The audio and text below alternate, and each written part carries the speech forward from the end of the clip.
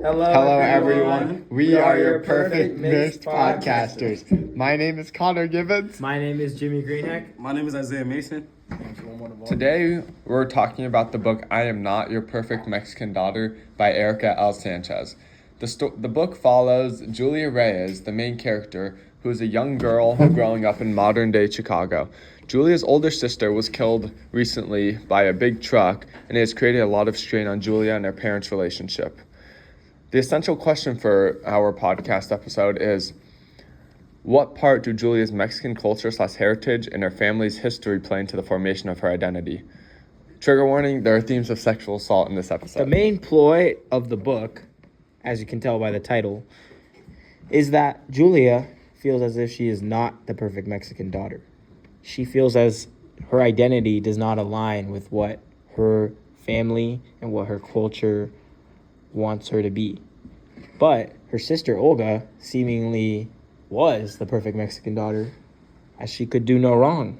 She defended her mom's ideas and defended her Mexican culture, all whilst fitting into American culture. So Olga appeared perfect and her life appeared perfect. But following her death, it was revealed that she also struggled with her own battles, but in the dark, showing that we all have our skeletons in the closet, and we can look perfect, but it may not be the case. So Julia was the youngest of two daughters, and she is the daughter of two Mexican parents who immigrated to America a decade before she was born. Her family is Catholic, and her upbringing reflects that. And her mother is very adamant about following Catholic teachings and beliefs.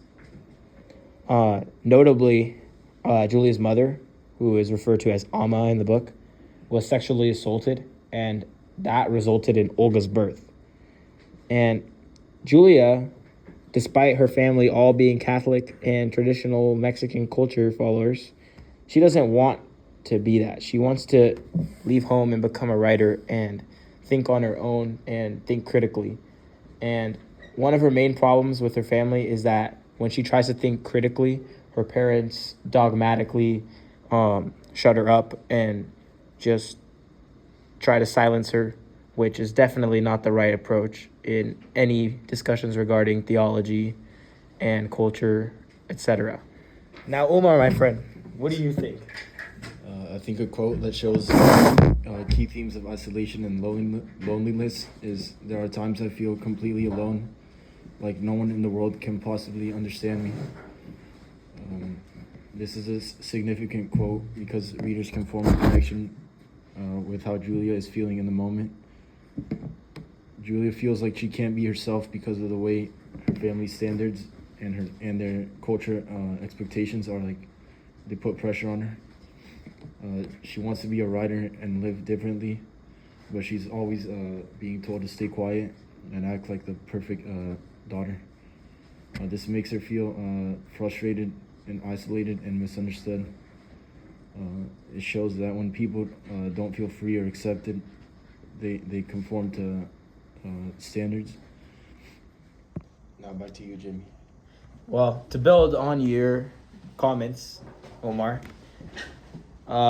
Julia remains shunned by her family, and she alienates herself from them in order to avoid getting further injured and subjected to verbal, sometimes even physical abuse. It's obvious that Julia does not harbor or foster positive or meaningful relationships with either her immediate or extended family. In fact, in many cases, she resents them for various reasons that we will get into in the next episode. Specifically, Ama, or Julia's mother, often takes out her anger on Julia due to the intergenerational trauma that exists within her family line. Often, the anger mentioned exhibits itself in interactions with Julia, such as when Ama finally gives her daughter permission to go to the dance.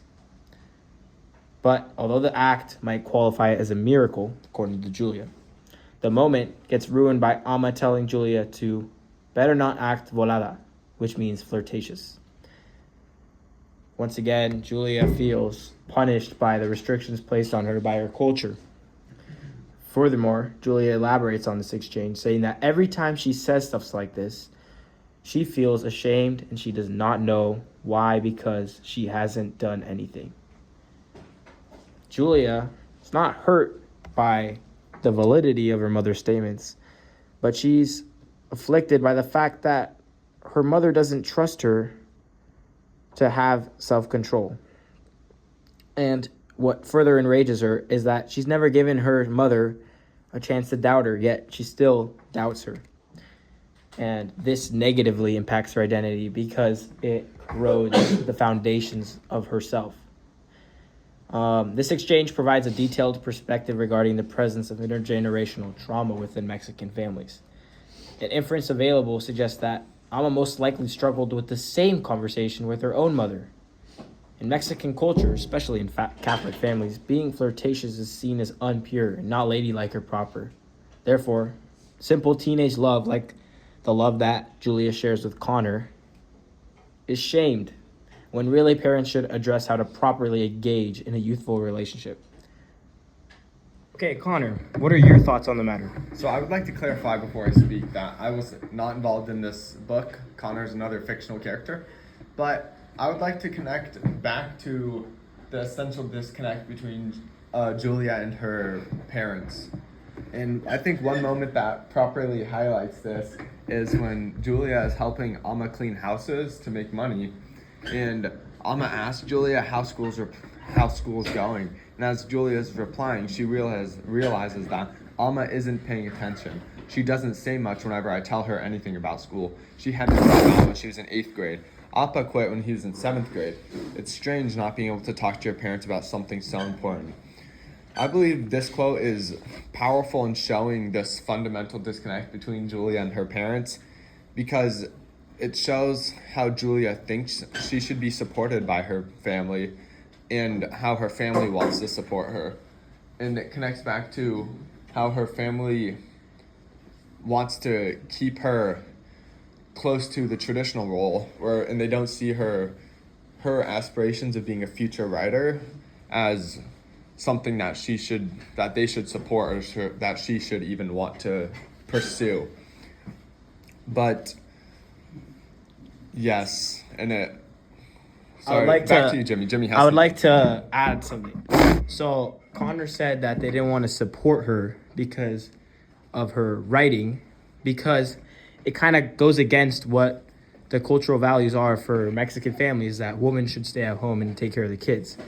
And I think that this strongly relates to Elizabeth Acevedo's poem that we read, because in that poem, Acevedo explained how her mother was really just trying to protect her when she tried to limit her because of intergenerational trauma. She tried to constrain her to her culture and to American culture so that she wouldn't get hurt trying to do too much. But in reality, we should foster these types of talents because trying to limit someone never ends up well.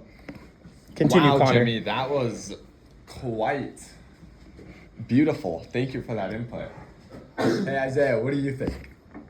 I think that there was a moment when Alma passed on her intergenerational trauma over to Julia, especially during their quinceañera, when they were both extremely mad at each other. And this is said when she says, "You know, Julia, maybe if you knew how to behave yourself to keep your mouth shut, your sister would still be alive. Have you ever thought about that?" She finally says it. She says what her big sad eyes were telling me all along. That's basically explaining that Alma finally says what Julia had suspected since Olga's funeral, and how Alma has been putting the blame for Olga's death on Julia this entire time. The quote also highlights the traditional values that Alma wants Julia to process, and that Alma loved Olga for possessing. This accusation is also a point of no return for Julia's emotional well-being. Julia has been putting up with the grief of her sister's loss alone, but without explicit blame placed on her. However, with Alma's accusations, Julia has to bear the full weight of the grief that Alma and Appa and she feels. Okay. connecting back to what I said earlier, ultimately the main theme of Erica Sanchez's compelling book, I Am Not Your Perfect Mexican Daughter, considers the coming of age narratives that the youth often faces in terms of struggling with the acceptance of their identity. When discussing the idea of intersectionality, the principle strongly applies to the contents of the book, as Julia, in many instances, cannot seem to find the right balance regarding her characteristics and aspects that make her very unique.